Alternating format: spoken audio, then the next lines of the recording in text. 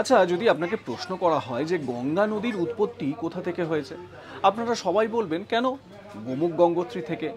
কিন্তু এর মধ্যে একটু তথ্যগত ভুল রয়েছে। তার কারণ গোমুখ বা গঙ্গোত্রী গ্লেসিয়ারের যে গোমুখ যে আইস কেভটি রয়েছে, সেখান থেকে যে নদীর উৎপত্তি হয়েছে সেটি আসলে ভাগীরথী নদী। অ্যাকচুয়ালি তাই, সেটি কিন্তু গঙ্গা নদী নয়।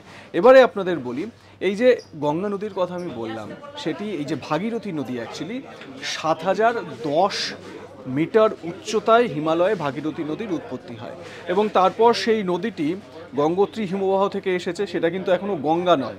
এবারে দেখুন, এই ভাগীরথী নদী উত্তরাখণ্ডের মধ্য দিয়ে 205 কিলোমিটার প্রবাহিত হয়েছে, এবং তারপর দেবপ্রয়াগে গিয়ে অলকানন্দা নদীর সঙ্গে মিশে তারপর যে নদীটি বেরিয়েছে সেটি হচ্ছে গিয়ে গঙ্গা নদী।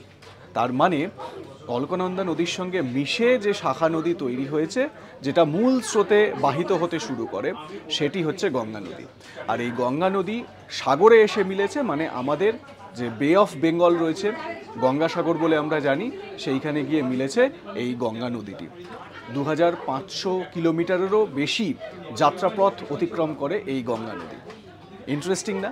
এই ধরনের ইন্টারেস্টিং টপিকের জন্য সাবস্ক্রাইব করে নিন আজ তাক বাংলা।